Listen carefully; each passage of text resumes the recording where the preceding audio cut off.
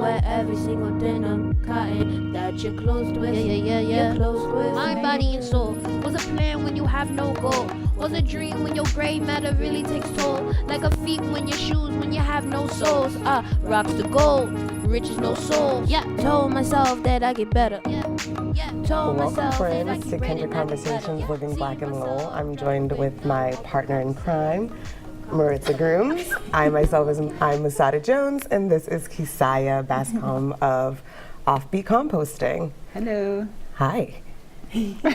So tell us a bit about yourself, Kesiah. Sure. So I am a creative. I'm a gardener, and then as a profession, I'm actually a composter. So, like you said, I own OffBeet Compost, and we collect household, restaurant, and business food scraps, and we are diverting them from going to traditional waste facilities such as landfills and incinerators, and instead we're turning them into compost, which is a nutrient-rich material that helps plants thrive, essentially.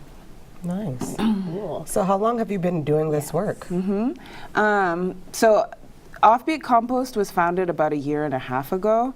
Before that, I'd been doing a lot of growing of food and been working in like the food justice, food access realm pretty much all my life. Like I grew up growing food and composting, and so that's just, nice. I didn't realize that you could make a living off of that originally, and never thought that that would be my profession. But the past 7 years before OffBeet Compost, I was doing youth development and food access work in different capacities before I finally branched off into OffBeet. Well, congratulations. Thank A year and a you. half is no easy feat, I'm sure. Right. Yeah. I'm sure there's like so many challenges that come with owning your own business, being an entrepreneur. So how did you decide, like, okay, I've been involved in food justice, I've been involved in composting and gardening, but this is where I'm going to go. This is what I'm going to do, composting. I need to make that black gold. You know what? It wasn't necessarily that I knew that it was first I knew I needed to branch off on my own before I decided that it was composting. And it actually helped when we first met. We had gone through the Mill Cities Leadership Institute, which like teaches you how to be a socially responsible leader, and it talks a lot about just social issues in general. And I found myself getting really angry and also kind of irritated, like, wait, like, so we're having these conversations, but what are you gonna do about it? Yes. And so I personally felt like I needed to do something, and so I just started thinking about what I had to bring to the table, and it ended up being composting. Yeah. So if you were to tell folks like what is composting, how would you like describe what you're doing? Yeah, so essentially everybody eats food, right? And that food had to come from somewhere. It typically comes from the ground. And if it's good food, it means that it was supplied with a bunch of nutrients, and a lot of that comes from the material called compost. The interesting thing about the material compost is that it also comes from plant matter. So everything that we do when we're collecting the food waste, the banana peel, the apple core, the lettuce or whatever that we collect, we bring it out to a site. Before we were working on a farm site, and now we just have this small parcel of land out in Haverhill, Mass. And we mix it with other important ingredients. So then there are a lot of like tiny little creatures like worms and other microorganisms that are eating it and moving it and breaking it down until it no longer looks like a banana peel or an apple core. It just looks like dirt. Okay. And what you had said, people call it black gold because it's like this amazing material that's gonna help enrich our bodies, and it's going to help enrich the environment, and in turn, like, it's going to give back to the plants so that we can continue to eat and feed ourselves. So your business has really been taking off. I feel like what you just said, it's food waste, right? And do people, after they start, getting signed up through OffBeet, do they start saying, I didn't realize how much food I've been wasting? Oh my gosh, all the time. Yeah. Oh. No, I'm starting to like, oh, how much food have I wasted? Yeah. So I think it's like 30 to 40% of food is wasted along the entire supply chain. Wow. And then like the average household goes through, maybe it's like 10 pounds per week of food waste. So a lot of times people even come to us and they're like, we're kind of interested in this, but we don't think we really dispose of very much waste. And we're like, well, you know what, just collect it for a week and come back. We're at mill number 5 every Sunday. We have a little scale. Come back and we'll weigh it for you. And they'll come back and in just a week, it'll be like 8-10 pounds. If it's a bigger family, it can get up to like 24 pounds of food That's waste. like a whole toddler. Yeah. Right.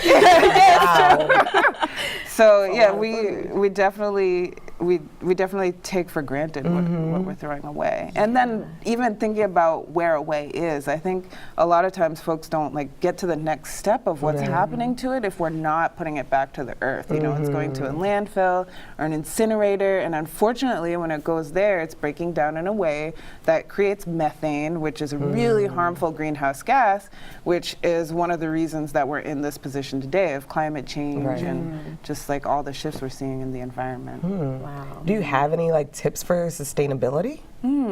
Yeah, so I mean, one thing, you can sign up with us. There you go. And you can compost. And so it's just an easy way for you. You're already throwing stuff away. So just instead of throwing it in the trash can, you throw it in a bucket. It's one easy way to solve the problem. Another, I worked for the city of Lowell really briefly in the recycling department. And it's fascinating and kind of heartbreaking to see how many folks are not throwing the right stuff in the recycling bin. And so just to learn that, you know, styrofoam unfortunately can't be recycled in the city. Plastic bags, they need to go back to the supermarket. I guess we have a plastic bag ban coming soon. Yes, But so there are little things, even, you know, maybe trying not to purchase things in the store that are already pre-packaged in a lot of plastic. Bring your reusable bag. There are little ways that don't cost a lot of money, and it could actually save you money in the long run. Right. Yeah. Nice. Thanks So, sorry. No. Nope. I was going to say, well, thank you for the tips. Yeah. And I was just going to ask what her Lowell looked like. Did you know? Yeah. Yep. So what does your greater Lowell look like, and how is like living black in Lowell? Yeah.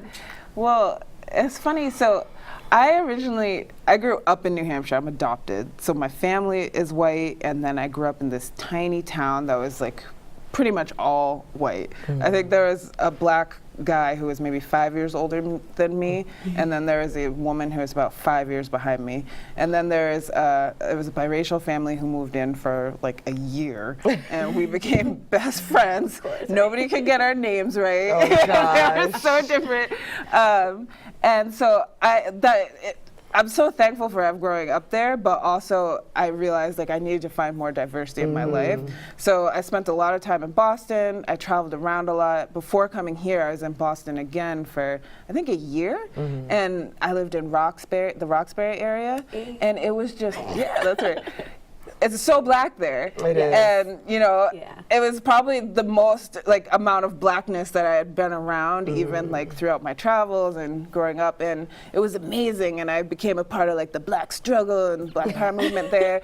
And then I came to Lowell, and I was just like, oh, damn, there are no black people here. And there were, of course, but it just doesn't hit you as hard as when you're in like the Roxbury, Dorchester area. And I realized there's a huge Cambodian population. There's a huge immigrant and refugee population here. So I had to kind of like shift my thinking from just thinking about like the black struggle to also thinking about, oh, like there are other people of color that I need to consider. And so I'm lucky though. I've found like a good group of black friends, but I think my perspective has shifted a little bit. Yeah. And how does the work that you do kind of inform, or maybe how does your blackness inform the work that you do? Because you're talking about food access, and I just recently learned a term called food security, which I never even thought about, but like when I'm looking back on my life, I'm thinking about people who didn't have access to free lunches and things like that, or even just looking at the kids that I work with now too, like if they don't eat breakfast in the morning and they go to school, they don't like the lunch, where are they going to eat? They don't eat until they get dinner. So like, and then the food that they're eating, it, like you said, is processed, and they're probably McDonald's or fast food chains. So like, how does all of that tie in, even like for people of color, for blackness? How does that work for you? Yeah, I think like historically, like the unfortunate reality is that we haven't had the same rights and the same access to fresh, affordable, locally produced, and also like sustainably produced food as, you know, essentially mostly white people. And so I think that food justice resonates and is something that's so important to advocate for in communities of color. It's tricky because I think a lot of times with movements like this, they can be led a lot by white people who are really well-intentioned, but I do think it's important that in this movement there needs to be a reflection of all colors and diversity in it, representing the communities and cultures that are most affected by it. And so you see that in little pockets, but a lot of times it can feel a little lonely in that space. And so I think with OffBeet Compost, it felt very important to me as a Black woman to be able to step up and address these issues and give voice to them through the lens of me, which is just one Black voice, right? And then think about how I can tie what I'm doing and not just silo myself in composting alone, but think about the other amazing companies out there who are farming or who are creating nonprofits around food access and stuff, and there are people of color at the forefront of those, and how we can connect and support each other. If they're growing food, maybe I can provide the compost for them and just really help support one another. Yeah. What have your partnerships looked like? Because you're not just working in Lowell, you're not just at Mill Number 5, Drake-It, and all the things. It seems like you have lots of connections and partnerships. Yeah, we're trying. I mean, so there's another guy who's composting out in Lawrence, and so he does the food scrap collection part of it, and he brings some of his food waste to us. So that's a really important partnership, and it allows us to get enough food waste so we can generate enough compost to actually give back to our customers and sell to people. We work with a lot of local restaurants, mostly just in Lowell. Most of our customers are in Lowell. The land is a little further out just because it's hard to find a space where people are like, oh yeah, you can throw your food waste here. But it's it's mostly Lowell and the surrounding towns. Mill City Grows, they've been really helpful. We just set up drop-off stations throughout the city of Lowell to make it more accessible, right? Because not everybody, we do charge for the service that we're doing, but because you gotta eat too. Yeah, That's important. And so one is a household collection service where we go and pick up the food scraps, but people can also go drop off at different stations, and it's at a lower price point. So yeah, we partnered with Mill City Grows to set up a cart there for people to do. We've partnered with a couple of churches who have allowed that in. So yeah. I'm so glad that you're doing this work. Honestly, I think if we weren't friends, I would not have even thought about composting. So your Black voice does matter. It really does, because I started learning about this just because you're doing. I'm like, what? She's putting her hands in dirt with worms. What? But it's so important. And I started growing. I have a little baby basil right now, and I have to transfer her to another pot. So I'm gonna need some soil, and so maybe I can hit you up for that. Is that a thing? Is that a thing? But, now I'm more interested in growing my own food and really in thinking about how I'm contributing to the waste that's contributing to our inevitable demise as Earthlings. Not wrong. Sadly. So what else are you, because you just had a few milestones recently. So you had your year anniversary.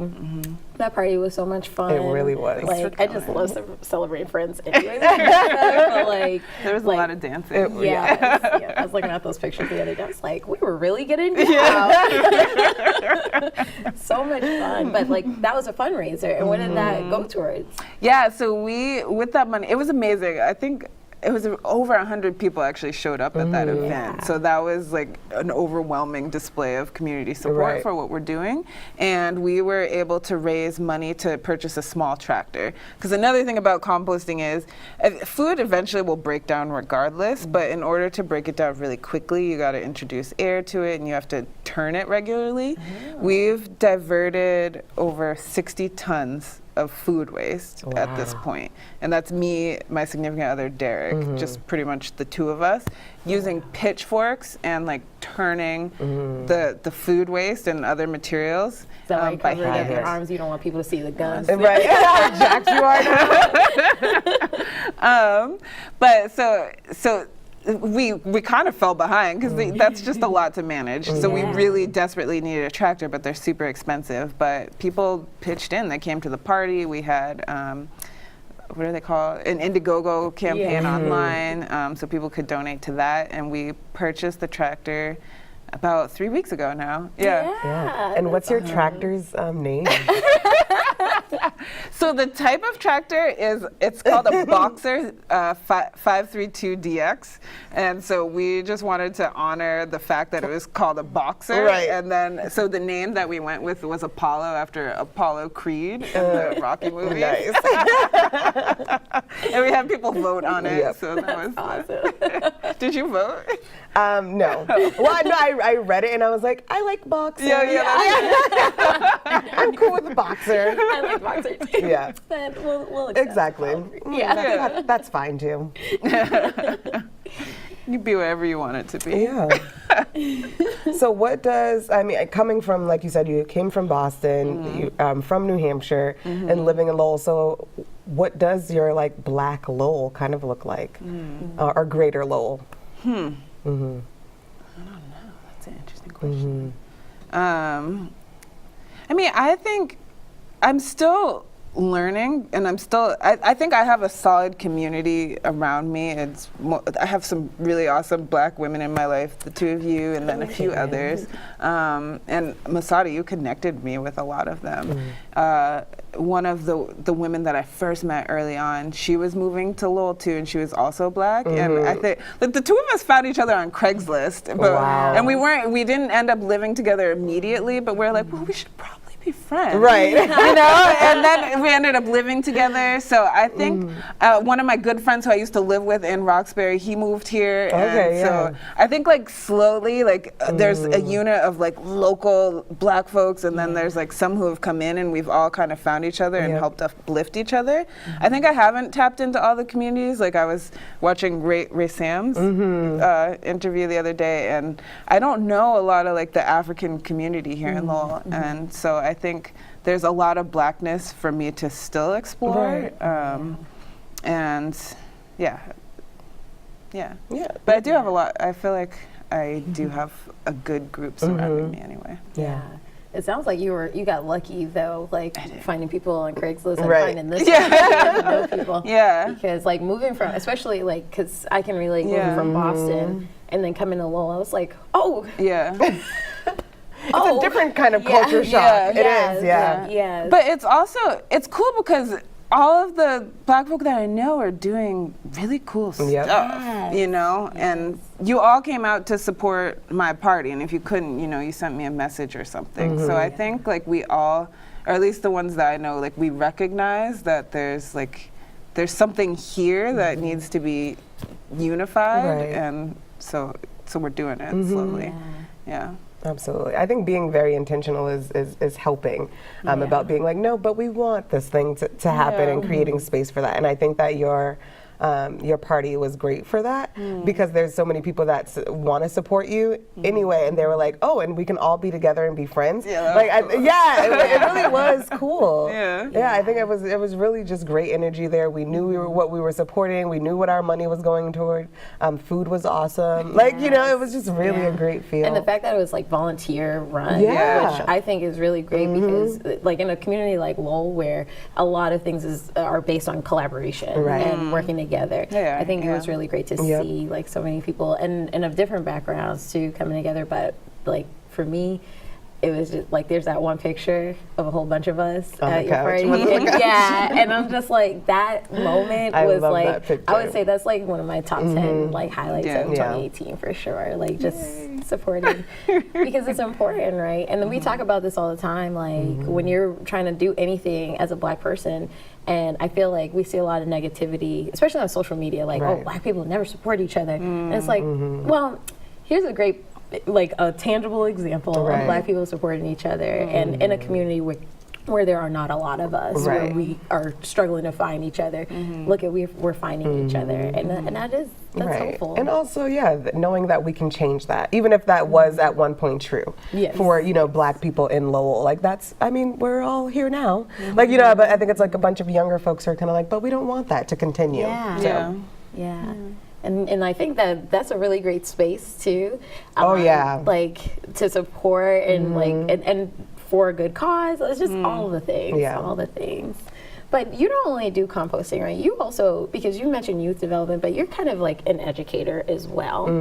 So you do like workshops here and there. Why don't you tell us a little bit about that? Yeah, so I've done a lot of workshops in gardening in the past, and so now that's kind of shifted. We've had people ask us to come in and do workshops with every school age. So we've talked about composting with I think 7 and 8 year olds at this point, and then high schoolers. We do adult education classes as well.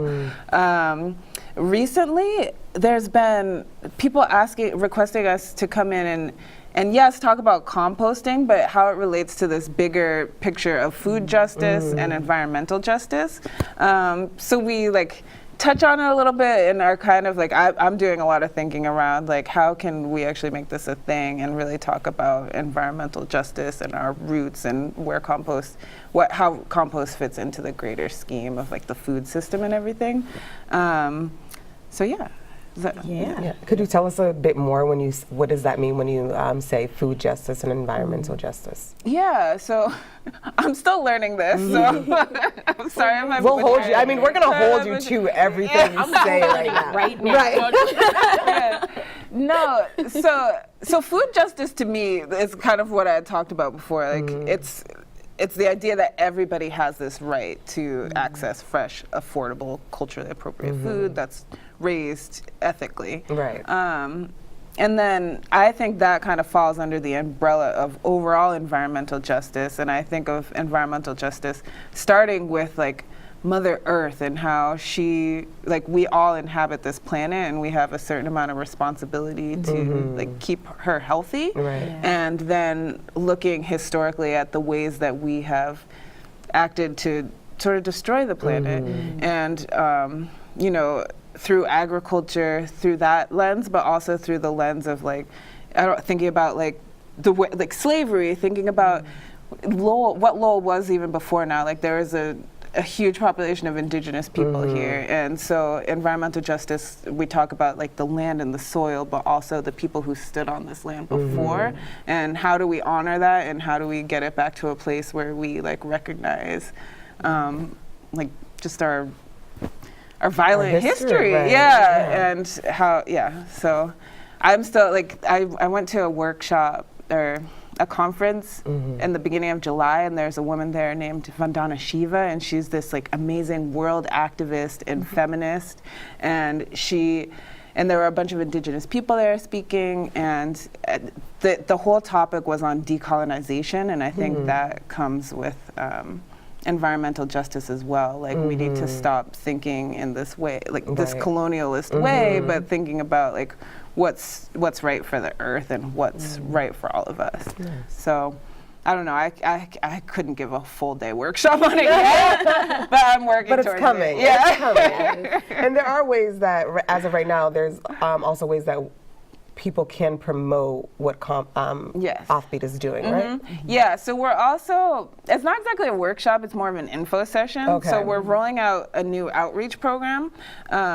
We think of ourselves as a social enterprise, right? So we are eventually going to be profiting big time, right? We're not quite there yet. But we hope that, the money that we earn will allow us to pay ourselves more than a livable wage, and also like we can reinvest the money back into the community.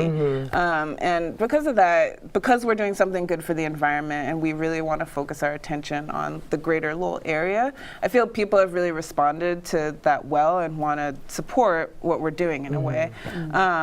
And we're still ever growing. And so in an attempt to get the word out there more, we're rolling out this outreach program called OffBeet Ambassadors. So people can come to an info session. Our first one's happening this next Thursday, the 23rd. It'll take place over at Lowell Makes from 6 to 8:30. They can learn a little bit more about who OffBeet Compost is, and if they're interested, they can sign up to be an ambassador. And then that way they go out and they talk about who OffBeet is, and in in a friendly way. I hope trying to get people to sign.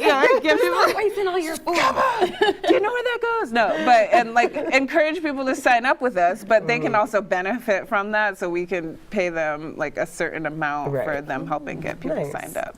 Yeah. Awesome. Yeah. So now, not only are you impacting, you're creating these opportunities for people, and that's the dream, right? Yeah. Like that's amazing. Like look at you out here being a boss. Cheers. Thanks.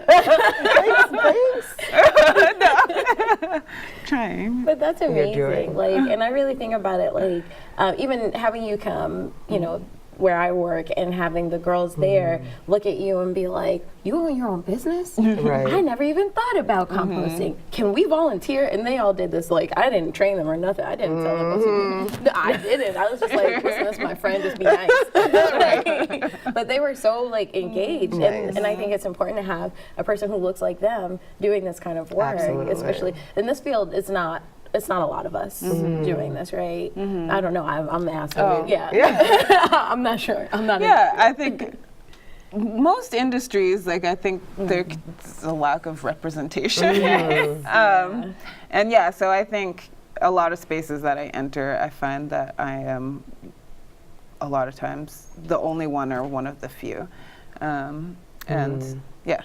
Was that the question? Yeah. There aren't many of us. Yeah. But there are, I think you were talking about that meeting someone else that was a person of color at a few of the conferences you've gone to, and that you guys have been connecting. Maybe it wasn't even like local, it was another state or something. I don't know if I had said that. No. So there's, it's cool because composting, it's not a new thing. It's something that nature was doing on its own before we even came here. But now like this movement of like household collection and stuff and community composting and composting as a social enterprise is picking up all over the nation. So there are a lot of small companies like mine throughout the states, and some of those are definitely Black owned or minority owned. There's one other company here in Massachusetts that's a cooperative, and I believe it's out of Dorchester or Roxbury, called Sero Compost, and so they're primarily minority owned, but I think that's like the only other one that I really know in Mass that is minority owned. But I have met a lot of folks like through the community composting network in other states who are doing it. And then I'm a part of a couple of, I'm going to butcher this because it's an acronym. It's like National Black Farmers Alliance. And so I'm a part of like different networks like that. Cool. I'm not great at participating in them regularly, but it's good to kind of see the conversations that are happening there. I love the idea that you're like tending, the earth, and you mentioned Mother Earth largely because I feel like that's something that, like as a people, we've done for generations. By choice or otherwise, we've done that, and I love that you're doing this and that you're speaking to young people about it and saying like, this is also something we should know how to do now. Especially because I know that it's really difficult for me to keep anything alive. My grandmothers were, just so awesome at it, and I love that you're teaching the younger generations about this. So thank you so much for coming on. Can you tell the folks at home where they can find you on social media and all of that? Yes, thanks for asking. So you can find our website is offbeetcompost.com, and offbeet is with 2 E's, so it's OFFBEET. Or EE, 2 E's. Offbeet, like the vegetable compost.com. And then we also have Instagram and Facebook. It's just Offbeet Compost. Look us up, please. Sign up if you're interested. Reach out, and I can try to answer all of your questions. Thank you. Thank you for tuning in. Thank you. That you're closed with. You're closed with. Mind, body, and soul. Was a plan when you have no goal. Was a dream when your gray matter really takes toll. Like a feet when your shoes when you have no soles. Rocks to gold, riches no soul. Yeah, told myself that.